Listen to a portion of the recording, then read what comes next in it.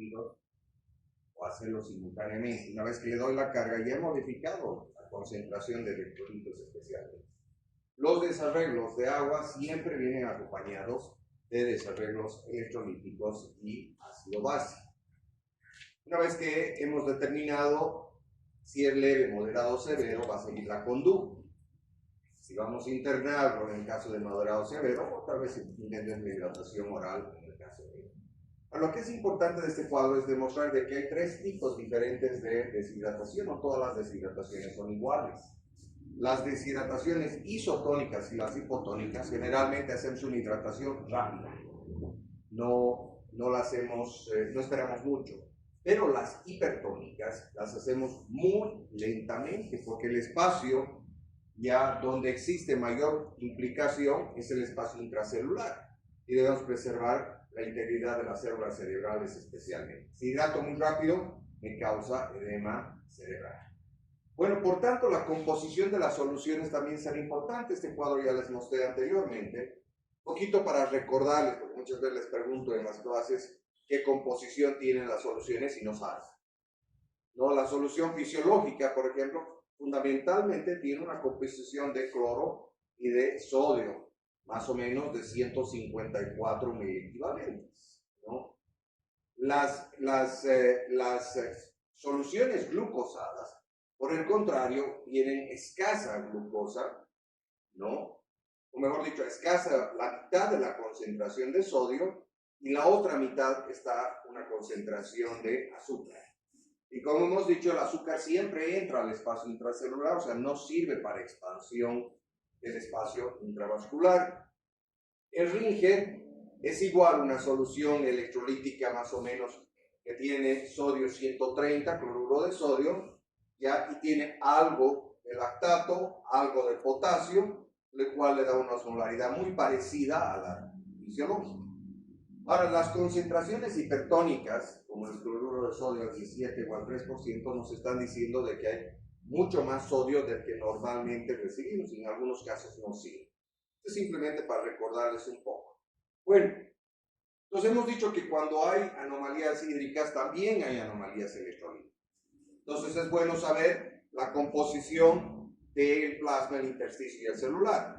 El sodio principalmente es el mayor componente junto con el cloro de sodio, o mejor dicho, de electrolitos extracelulares.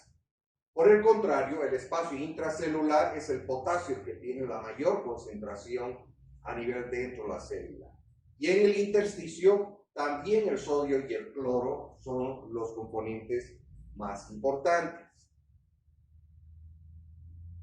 Debo calcular también, igual que calculamos la anterior vez, requerimientos de líquidos, debo calcular los requerimientos de electrolitos. ¿Y cómo calculo?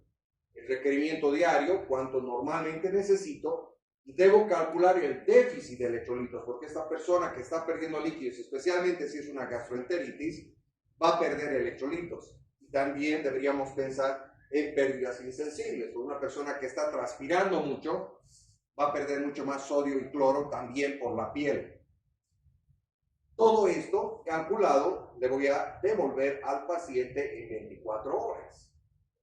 ¿Cuántos serán los requerimientos de electrolitos en los pacientes? Si hablamos en 1000 equivalentes por kilo, que es lo que más utilizamos, se dice que se necesita 3 de sodio, 2 de potasio y en total 5 de cloro. Lo más importante que se acuerden es 3 de sodio y 2 de potasio. Las soluciones que utilizamos son siempre cloruro de sodio o cloruro de potasio. O sea que indirectamente ya le estamos dando el cloro. Si hablamos por metro cuadrado, podríamos utilizar esta otra fórmula, pero con que se acuerden de que es el equivalente por kilo por día, estamos bien. Ahora, ¿cómo calculo el déficit de sodio? El déficit de sodio se utiliza esta fórmula. El sodio ideal, pero se busca cuánto es la concentración de sodio normal en la sangre. 140 más menos 5, ¿no? De 135 a 145. Buscamos el más bajo, 135 como sodio ideal. Y le restamos el sodio real que voy a medir. A esto lo multiplico por el volumen de distribución. El volumen de distribución generalmente es el peso por 0,6 para el sodio y el potasio. Y el volumen de distribución para el calcio, para que sepan, es 0,3. Entonces, en este caso, si digamos tuviéramos un sodio de 125, restaríamos 135 menos 125 y lo multiplicaría por el peso del paciente, que podría ser 10 kilos, por 0,6. Eso me va a decir el déficit de sodio de este paciente. Eso debería darle lento si es que el paciente no está sintomático. En algunos pacientes, y esto es importante, en algunas excepciones, ¿cuáles son esas excepciones? Un recién nacido prematuro, un desnutrido, ¿ya? O un paciente con cardiopatía o con nefropatía, no debería darle demasiado sodio.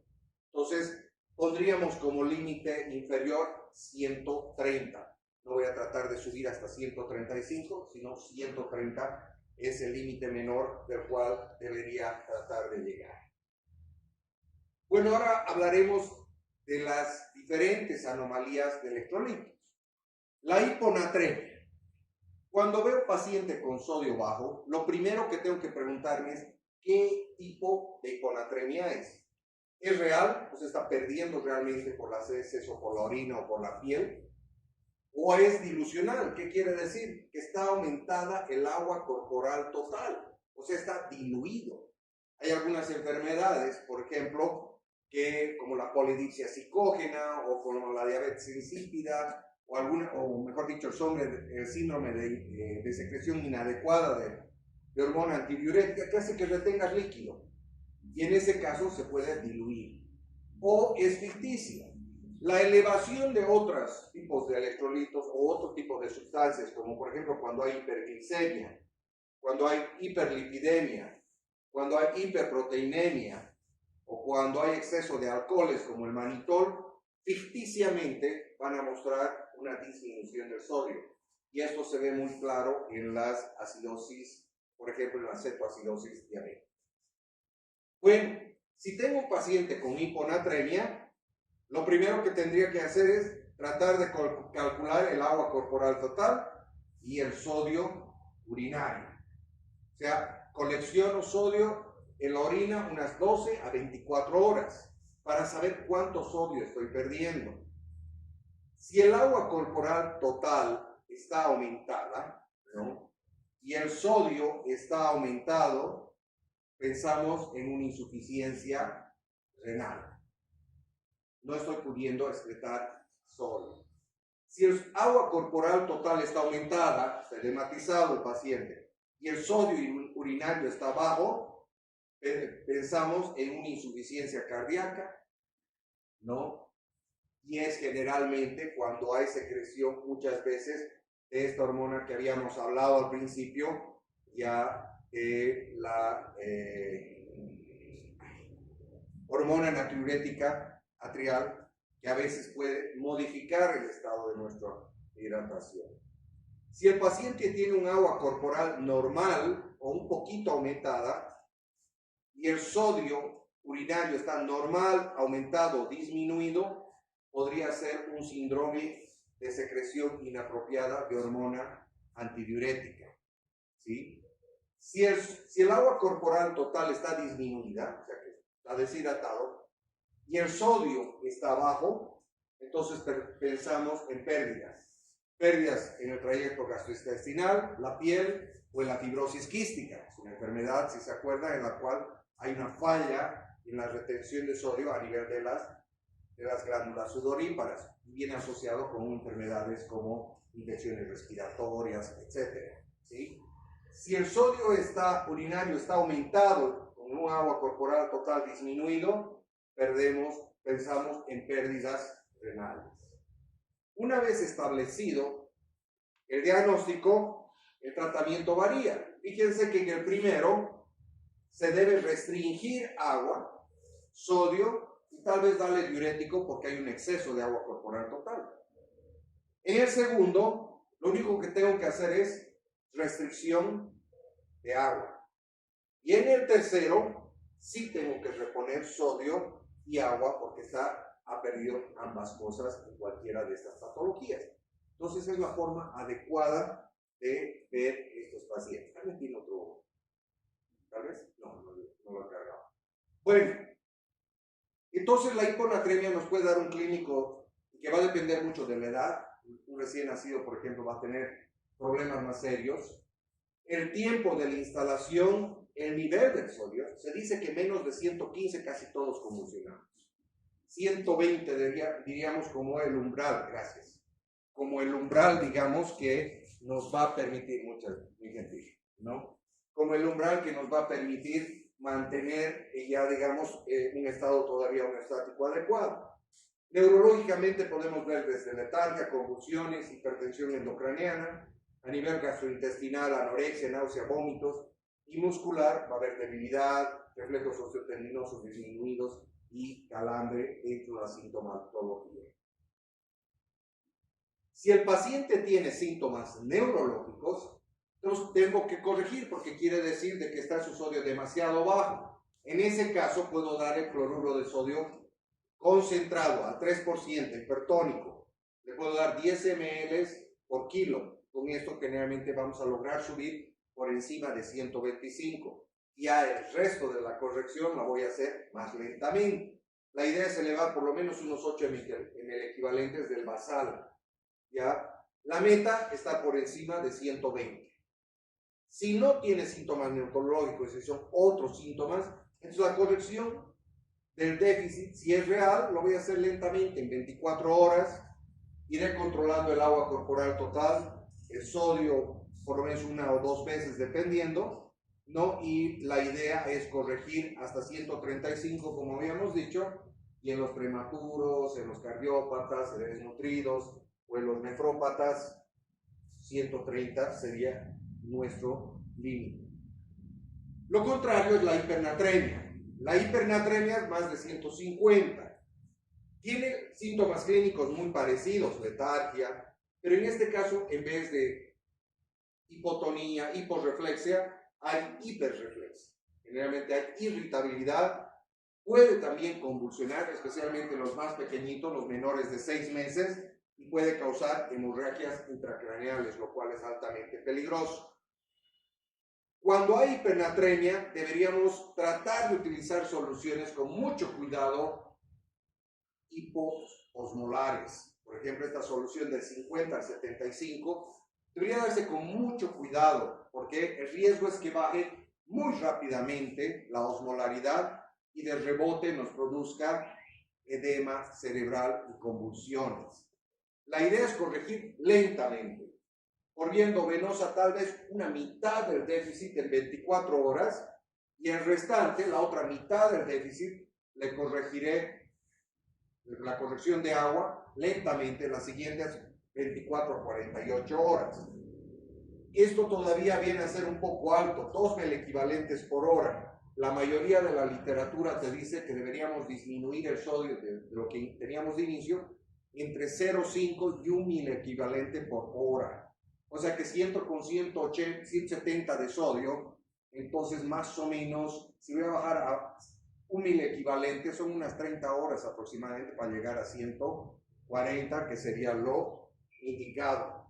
Y bueno, hay que ir controlando el suero y obviamente si el sodio es demasiado alto, 180, esta es una indicación absoluta de diálisis. Este paciente debe realizarse diálisis para sacar ese sodio. Y bueno, ni bien esté consciente el paciente, voy a tratar de darle por vía oral. Es más fácil que él controle su medio interno por vía oral que por vía endovenosa. Otro problema serio que se presenta son las hipocalemias, el potasio.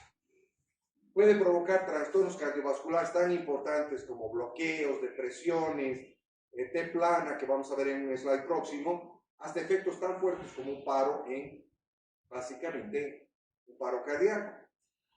En cuanto al muscular, puede haber debilidad, parálisis, calambres, ilio, náusea, vómitos, se paraliza el intestino. Neurológicamente está hiporrefléxico, deprimido y bueno, renal, puede haber una mayor excreción de hidrógeno como consecuencia de que no va a haber ese intercambio con el potasio, y puede haber también en algunos casos ya algunos otros trastornos a nivel renal. Pero lo más importante son los trastornos cardíacos. Por eso es que si ustedes ven un paciente con hipo o con hipercalemia, necesita un electrocardiograma, o mejor si es un monitor continuo. Estas son algunas de las anomalías, como el síndrome del QTc prolongado, en los cuales en algún determinado momento puede causar trastornos en la repolarización del ventrículo. Este es el algoritmo entonces para tratar la hipocalemia. Lo primero que hago, gasometría y electrocardiograma. Si el paciente tiene un potasio menor a 2 y tiene electro anormal, debo reponerle relativamente rápido. En 1 a 2 horas debería corregir entre 0,3 hasta 1 ml equivalente por kilo, pero por bomba y en unas 2 horas, lento. Nunca se les ocurra, nunca, pero nunca han habido 5 personas que han entrado a la cárcel en Santa Cruz porque le han metido un bolo de cloruro de potasio a un niño de 5 años ya rápidamente. Varios errores consecutivos que han llevado a eso. Si el potasio está con un electro anormal, pero un potasio entre 2 y 3, puedo corregirle un poco más lento, darle un poco menos, corregirle un pequeño bolo y después corregir. Si el potasio está más de 3, nunca hacer una corrección rápida, y especialmente si el electro está normal, hago una corrección lenta en las siguientes 24 horas. ¿Qué pasa con la hipercalemia? Igual, altamente peligroso. Cuando hay un exceso de potasio, se hiperpolariza la membrana, si se acuerdan. O sea, el periodo refractario se vuelve muy largo y el paciente puede hacer un paro en diástole, ¿sí? Entonces puede tener todos estos trastornos que pueden ver, la T muy alta, el PR prolongado, puede haber una ausencia de P y extrasístoles, un QRS prolongado, un patrón QRST, etc. Entonces todos estos son patrones de alto riesgo porque fácilmente puedes ir a una arritmia letal. Entonces cuando yo tengo un paciente con hipercalemia, hago lo mismo que en el otro. Electro y una gasometría. Estos 3 primeros que están de un color son las medidas de emergencia que puedo hacer y que deberían saber ustedes de memoria. Si tengo un paciente con un potasio de 7, no voy a esperar a que me digan qué voy a hacer. Ya deberían estarle dando gluconato de calcio, si cuenta a 100 miligramos por kilo. Ya deberían darle bicarbonato de sodio, 1 a 2 ml equivalentes por vía endovenosa lo más rápido posible, y se podría dar glucosa más insulina. La glucosa más la insulina hace que pase rápido la glucosa y por transporte facilitado pase el potasio dentro de la célula. Entonces, de esa manera puedo corregir rápidamente. Si el potasio no está tan alto y pues puedo dar tiempo, podría darles salbutamol inhalado o endovenoso, no hay el endovenoso en nuestro medio, le podría dar furosemida o le puedo dar estos quelantes, que significa que el salato es un quelante, atrapa el potasio en el intestino y no deja que se absorba, por tanto va disminuyendo progresivamente. Entonces todo va a depender ya de cómo está el paciente. Se dice que de segundos a minutos, calcio. De 30 minutos a 1 hora, insulina y bicarbonato. De 1 a 4 horas, si quiero más lento el efecto, agonistas del aldosterón y resinas como el hexalate que les dije. Más de 6 horas solo resinas. Y bueno, si fracasa o veo que el paciente está muy comprometido, segunda indicación para diálisis. Si el paciente está con 8 y tiene arritmias, diálisis. O sea, no puedo perder el tiempo ya hasta que, especialmente si tiene algún problema de insuficiencia renal. Este es el algoritmo para el potasio. Lo mismo, hago electro. ¿Tiene anomalías? Sí tiene. Entonces le doy el calcio, le doy insulina, le doy el bicarbonato. ¿No? si quiero un efecto relativamente rápido. Si no tiene anomalías electrocardiográficas, pienso, ¿por qué? Es un problema, quiero que se elimine por vía renal o quiero que se elimine más por el trayecto gastrointestinal. Si es por la vía renal, ya puedo utilizar diuréticos en algún caso y me podría ayudar. Y para saber si el trastorno puede ser más a nivel urinario, puedo hacer la medición del potasio urinario. Cuando existe un potasio urinario elevado y responde al diurético, me está diciendo que probablemente tal vez es consumo, ¿verdad? Que le estamos dando demasiado. Cuando el potasio urinario está disminuido, podría haber otro tipo de alteraciones ya hormonales y por lo tanto podría darle mineralocorticoides, podría darle más bicarbonato o incluso acetazolamida. Entonces, lo más importante que quiero que se lleven de este slide es las 3 acciones iniciales que pueden hacer en un paciente con potasio alto: calcio, bicarbonato y glucosa más insulina. Bueno, los trastornos electrolíticos también vienen siempre con problemas ácido-base. No vamos a hacer una cátedra de ácido-base ahora, pero recordarles algunas cosas. Esta es la fórmula que nos plantea de que el pH depende directamente de la concentración de bicarbonato y depende indirectamente de la concentración de hidrogeniones. Este es el cuadro que nos muestra ya los diferentes tipos de anomalías. pH normal es de 7.35 a 7.45, un CO2 normal de 35 a 45 y un bicarbonato de 20 a 24, algunos dicen 24 más menos 2. Si hay acidosis, el pH está menos de 7.35, si hay alcalosis es 7.45. Si hay acidosis respiratoria, más de 45 en CO2 y un bicarbonato menos de 20. Si hay alcalosis respiratoria es menos de 30 y alcalosis metabólica más de 24. Es un cuadro que ya lo saben, o si no lo saben tendrían que tenerlo de memoria. Se ha visto, por ejemplo, que por cada disminución de dióxido de carbono de 10, el pH puede aumentar 0.08, ¿no? Y esto puede ser importante en algunos casos, ya, especialmente cuando hablamos de un déficit de bicarbonato también. El déficit de bicarbonato lo puedo calcular. ¿Cómo puedo calcular el déficit de bicarbonato? Mediante esta fórmula. Déficit de base por peso por 3. ¿Recuerdan que les dije esta constante? Era el peso, en el caso del sodio era 0,6. En cambio en este es 0,3. O sea que puedo calcular el déficit de bicarbonato para calcular cuánto le voy a reponer si es un paciente, por ejemplo, con diarrea. Este es otro aspecto importante sobre las acidosis.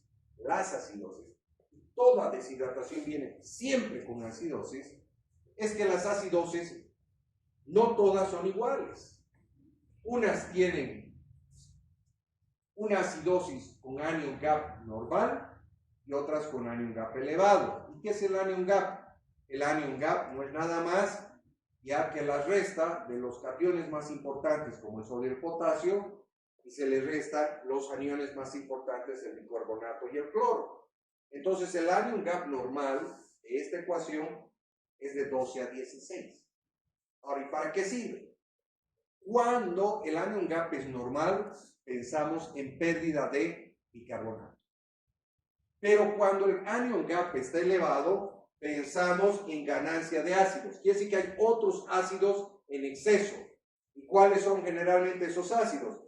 Ácido láctico en el caso de shock, los cetoácidos, alcoholes, ¿sí? Ácido úrico, etcétera, que pueden estar aumentando esa brecha. Y eso es importante, porque en el caso de ser un anion gap normal, tengo que reponer bicarbonato. Pero en el caso de un anion gap que sea aumentado, debo corregir la causa. No se les da bicarbonato. Por eso es tan importante siempre hacer esa situación o medir esta brecha aniónica. Eso es lo que les decía. Brecha aniónica normal, pérdidas, se repone bicarbonato. Brecha aniónica elevada, son ganancias de ácidos, se corrige la causa y por eso disminuye esa ganancia de ácidos y se corrige. Causas: acidosis láctica, cetoacidosis, ¿no? La insuficiencia renal, intoxicaciones por alcoholes, ASA, o ácido acetilsalicílico, etc. Cuando hay acidosis graves, ¿no? Menos de 7.1, en el caso de un paro cardíaco, por ejemplo, el miocardio sufre y el cerebro sufre. En esos casos, y respectivamente, si el paciente tiene un ánimo gap elevado o disminuido, le doy un poco de bicarbonato para que no sufra ese miocardio y no sufra ese cerebro. Entonces le puedo dar un bolo. Ese bolo de 1 a 2 equivalentes por kilo de bicarbonato. O puedo utilizar esa fórmula que les había hablado, calculando el déficit de base.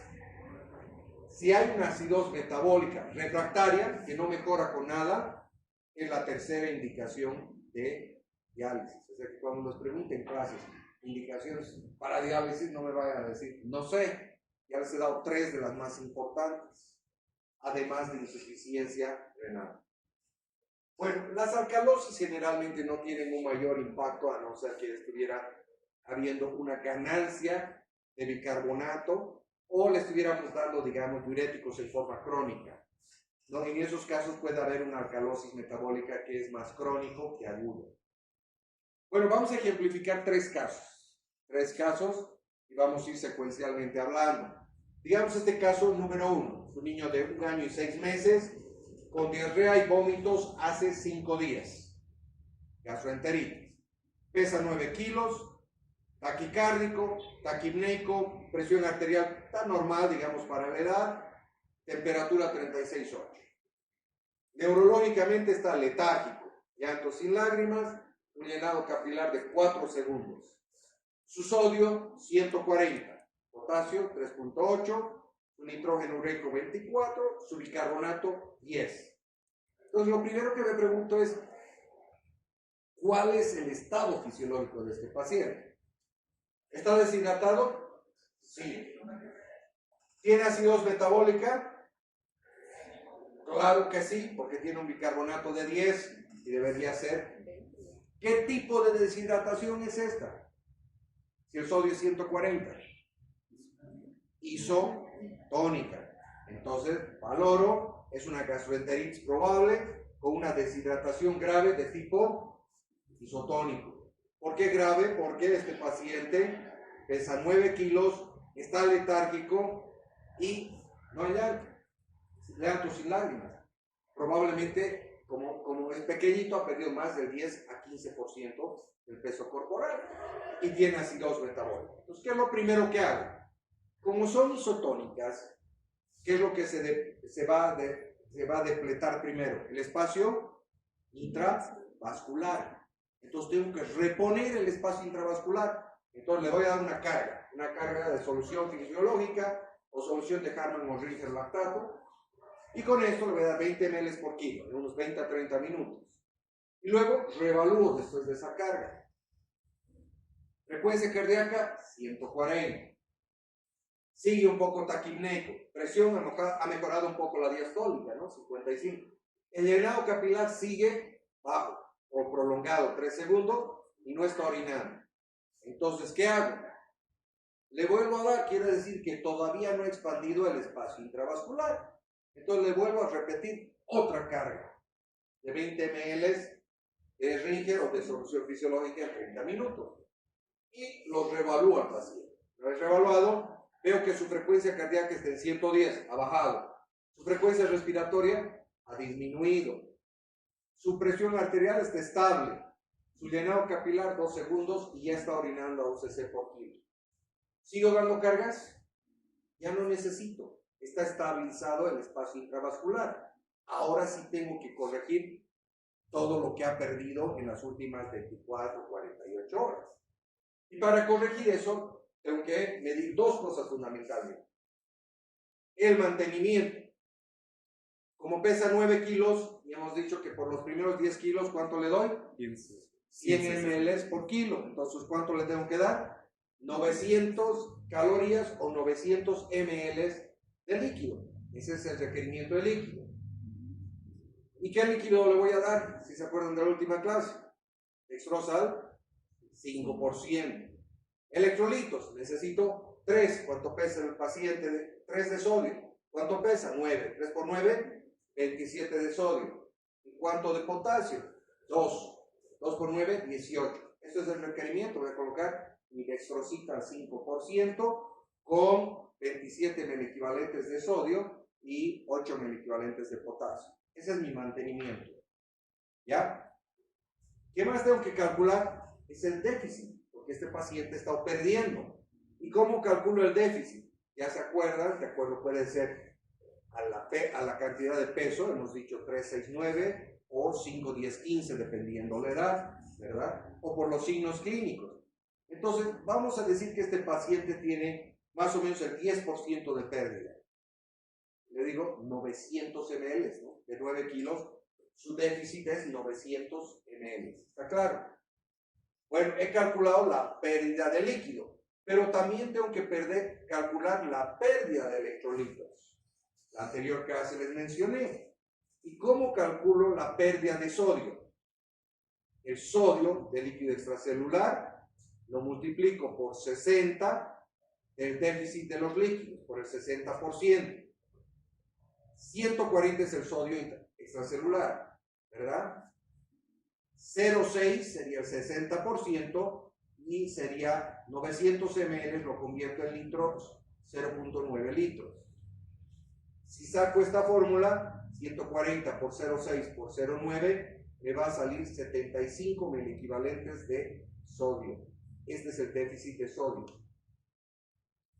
Para el potasio es exactamente lo mismo, pero solo que el potasio intracelular mínimo es 150. En vez de multiplicar por 60, multiplico por 40%. Y entonces, si sigo la fórmula, 150 por 0,4, lo convierto en porcentaje, por 0,9, que es el déficit de agua, me sale 54. Entonces, mi déficit de este paciente va a ser casi 1 litro, 900 ml, 75 de sodio y 54 de potasio. ¿Está claro? Porque les voy a dar ejercicio en el examen, eso les estoy preguntando. ¿Está claro? Muy bien. Entonces, sumando el requerimiento más el déficit, se va a hacer esto, ¿no? El mantenimiento, 900 ml. El déficit también coincidió, 900 ml. En total son 1800 que lo voy a dar en 24 horas. El total de sodio va a ser el 27 de mantenimiento que necesito más los 75 del déficit. Y el total de potasio, los 18 más 54. Eso es todo lo que le voy a dar a este paciente para saber en cantidades. Pero ¿cómo le doy?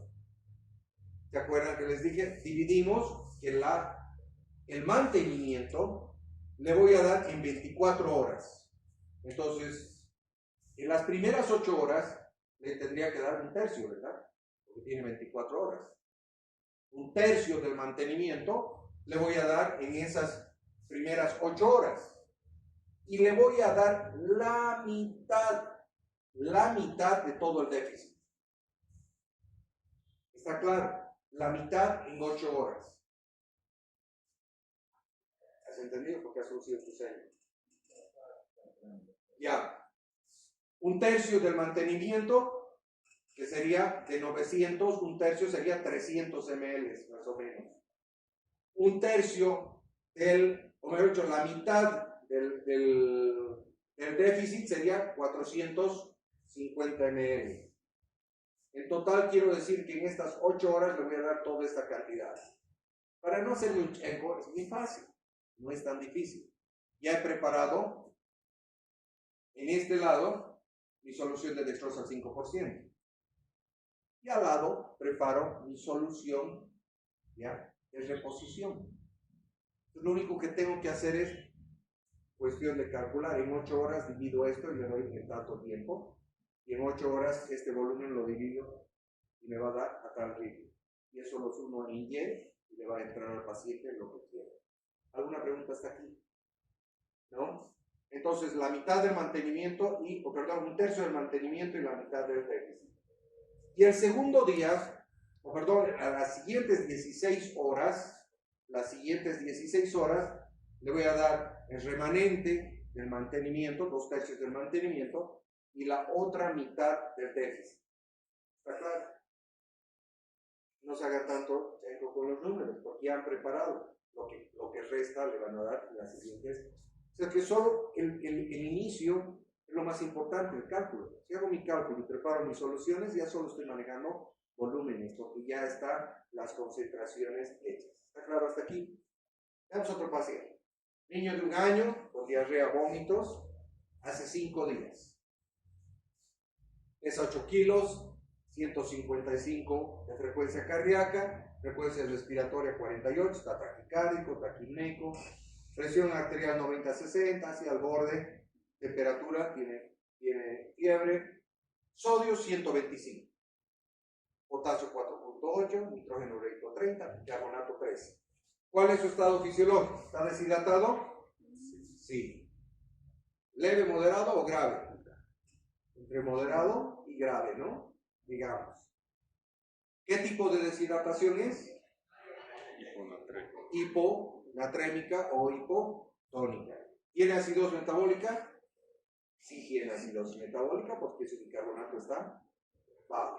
Entonces una gastroenteritis probablemente infecciosa porque tiene fiebre, tiene una deshidratación moderada, hipotónica y una acidosis metabólica. Entonces, ¿qué hago lo primero? El espacio intravascular hemos dicho, ¿no? Le voy a dar una carguita rápida de 20 ml por kilo de Ringer lactato o cloruro de sodio. Después de esos 30 minutos o 20 minutos, reevalúo. Su frecuencia cardíaca sigue taquicárdico, sigue taquipneico, su presión ha mejorado, su llenado capilar está ya mejor, pero tiene un gasto urinario bajo. O sea que tal vez no he logrado reponer la volemia todavía. Te puedo dar una carguita más. Le vuelvo a dar otra carga, ¿sí? Y después de esa carga ya el paciente tiene 110 de frecuencia, ya no está taquipneico, presión estable, llenado capilar normal, gasto urinario de 1 ml. Entonces el paciente ya está estable. ¿Sigo dando cargas? Ya no necesito. Entonces ahora tengo que corregir la deshidratación. Primero calculo el mantenimiento. Pesa 8 kilos. ¿Cuánto es el mantenimiento? 800 calorías o 800 ml, ¿verdad? ¿Cuánto es el sodio? 3 por 8, 24. ¿Cuánto de potasio? 2 por 8, 16. Ya tengo el mantenimiento, anoto mi dextrosita al 5% con 24 miliquilogramos de sodio y 16 de potasio. Hasta ahí estamos. Ahora calculo el déficit, ¿sí? Calculo el déficit del líquido, ¿sí? Como hemos dicho que es 10%, es moderado, de 800, ¿cuánto sería? 800 ml, ¿no? Lo que tendría. 800 ml es el déficit o 0.8 si quieren. Ahora tengo que contar la pérdida de sodio, ¿sí? ¿Cuánto es la pérdida de sodio? Igual que en el anterior hemos dicho, sodio líquido extracelular por 60 de los líquidos, del déficit de los líquidos. 240 por 0,6 por 0,8 me sale 67. ¿Está claro? Ahora calculo el déficit del potasio. Líquido extracelular es 150 por el 40% que sería 0.4 por 0.8 que es en litros me sale 48. Entonces este paciente tiene 800 ml de déficit con un déficit de sodio de 67 y un déficit de potasio de 48. Hasta ahí estamos. Pero además este paciente está hiponatrémico. O sea que necesito saber cuánto más de déficit tiene este paciente. Y para eso utilizo la fórmula, ¿se acuerdan que les mencioné? Sodio ideal menos sodio real. Su sodio estaba con 125 menos 135, me sale 10. Por el peso, 8. Por el volumen de distribución, 0.6. ¿Cuánto es? Entonces, 48 es el déficit adicional al que tenía el paciente.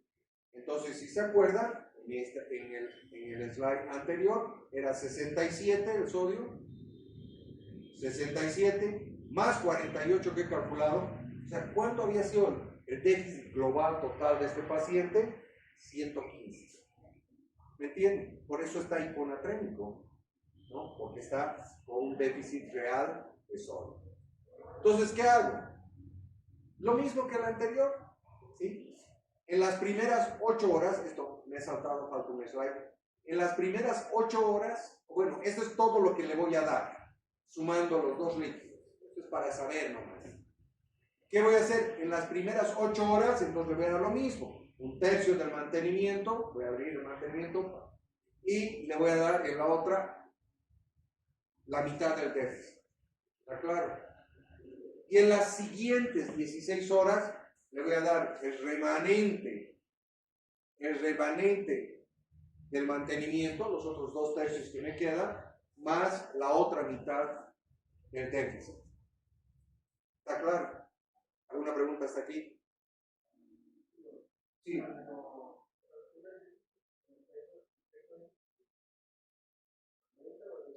El peso que tienes. No puedes, porque no estás con certeza saber el peso anterior, a no ser que tengas una madre, digamos, que te diga exactamente hace una semana pesaba tanto y ahora esto. Podrías utilizar el peso que la madre. No, pero asumes de que no estás muy seguro. El peso que tienes. ¿Ya? Bueno, ahora vamos a otro caso. Caso clínico 3. Niño de 4 meses, un lactante de 4 meses, pequeñito, diarrea y vómitos, igual hace 2 días. Pesa 5 kilitos. Taquicárdico, taquipneico, presión borderline, poquito baja, tiene fiebre. Sodio 160. Potasio 4, nitrógeno ureico 30, bicarbonato. ¿Tiene deshidratación? Sí. ¿Leve, moderado, severa? Probablemente difícil de saber, moderada vamos a decir. ¿Por qué les digo? Porque les he dicho que las deshidrataciones hipertónicas son difíciles de valorar clínicamente, ¿no? Porque es la célula que está deshidratada. Entonces no se ve tanto el intersticio, no se los ve chupados, no se los ve muy secos, es bien complicado. Entonces asumo ya de que tiene una deshidratación moderada y está taquicárdico un poco. Entonces le doy un bolo. Primero es una gastroenteritis probablemente infecciosa, deshidratación hipertónica y acidosis metabólica. Ese es el estado fisiológico. Le doy una carguita, ¿ya? Le voy a dar una carga a este paciente, ya, de 20 ml por kilo. Ahora, si el paciente está despierto, ojo, y está consciente, tal vez no le dé endovenoso. Ojo, prefiero darle por vía oral, ¿sí? Pero como está vomitando, ¿lo ve? Tal vez no me contenga. Entonces, le voy a dar una carguita, 20 ml, ¿sí? Después de esos 20 ml, como no tiene depresión intravascular, con seguridad ya su frecuencia cardíaca ha mejorado, respiratoria, su presión arterial bien, llenado capilar bien y tiene un gasto adecuado. O sea, con una carguita ya se ha corregido prácticamente el espacio intravascular. Entonces ahora tengo que corregir el déficit. Como he dicho, ya la deshidratación misma. Mantenimiento, calculo igual que los otros dos. Peso, calculo, hemos dicho moderado más o menos, el peso por 100 ml o 100 calorías son 500. 500 son lo que necesita de fluido, que es al 5%, 3 por 5, 15 de sodio, y 2 por 5, 10. Esos son los requerimientos de mantenimiento. Dextrosa al 5%, preparo 500 ml más 15 de sodio y 10 de potasio. ¿Está claro? Y luego, ahora sí tengo que calcular cuánto líquido está faltándome. Como digo hipertónico, ¿qué es lo que falta? Puede ser exceso de sodio en algunos casos, pero la mayor de las veces es falta de agua. Agua, está más concentrada. Entonces, calculo el déficit de líquidos, igual que los anteriores, ¿verdad? 500 ml, calculando el 10% de 5 kilos. Igual que los anteriores dos. 500. Calculo ahora sí el déficit de agua libre. ¿Y cómo calculo esto? El sodio observado menos el sodio ideal. ¿Cuánto es el sodio ideal? El de más arriba, ¿verdad? 145. El sodio observado en este caso era 160, es 15. Y eso lo multiplico por 4 ml por el peso del paciente. Me va a salir 300 ml. Ese es el déficit de agua libre. Esta es una nueva fórmula que les estoy introduciendo. Sodio observado, más alto, menos el ideal, por 4 por 5, me sale 300 ml. Entonces ahora ya puedo calcular el déficit de contenido de solutos. Y esto es fácil. Les resto a los 500 ml que calculé inicialmente los 300 ml. Entonces, ¿cuánto en total es? 200 ml es su déficit de agua que tiene real este paciente. De esta manera no le voy a dar mucha agua, porque si le doy demasiada agua, ya va a caer muy rápido la osmolaridad del paciente, va a ser edema cerebral. Entonces le voy a dar poquito, 0.2, o sea, su déficit es 0.12 en realidad. Ahora, para los electrolitos, para el cálculo de déficit, es exactamente igual que en los otros dos casos. Lo único que varía es esto. En la hipotónica y la isotónica multiplico por 0,6 o 60. Y en este caso multiplico por 75 o 0,75. Y en el potasio multiplicaba por 0,4 o 40%. Ahora multiplico por 25 o 0,27. Solo modificando eso me va a salir la cantidad de sodio y la cantidad de potasio que necesito. Este calculo la pérdida de sodio y la pérdida de potasio. ¿Está claro? ¿Por qué? Porque el volumen de distribución intracelular es diferente al volumen de distribución extracelular. Por eso que calculo 75-25. ¿Está claro? Bueno, ¿qué voy a hacer? El primer día, ya no estoy hablando de primeras 8 horas, el primer día le voy a dar el mantenimiento, lo que calculé el mantenimiento, todo el mantenimiento, y le voy a dar la mitad del déficit. Todas las 24 horas. ¿Sí? Y con eso, generalmente, la mayoría van reponiendo su sensorio, mejoran sus signos clínicos, y cuando ya llego al segundo día, el segundo día, la mayoría de las veces ya no necesito darles el restante por vía endovenosa. Lo voy a dar por vía oral. Le voy a dar sales de rehidratación oral para que se corrija solo, ¿no? Pero digamos que está vomitando porque tiene un imperio. ¿Algún problema intestinal? Bueno, si está vomitando o lo que sea, le voy a dar el segundo día el restante de mi cálculo. Mantenimiento más la otra mitad. ¿Está claro? Entonces, un mensaje que quiero que se lleven es que las hipertónicas se tratan lento, con paciencia. No queremos hidratarlos rápidamente. Otro mensaje que deben llevarse es que las hipertónicas a veces no se valora muy bien el estado del paciente porque no producen tanta taquicardia, no producen tantos signos ya intravasculares como los otros dos tipos de deshidratación. Entonces, ¿entienden por qué es tan importante, si ven un paciente deshidratado, medirle su sodio inicial? Porque me va a decir qué camino debo tomar, lento o rápido. ¿Alguna pregunta hasta aquí? Bueno, los que han sobrevivido el estupor y el sueño, me alegra mucho. Mensajes de este tema. Primero, que no me escuchen los otros docentes todavía. Ya no pago los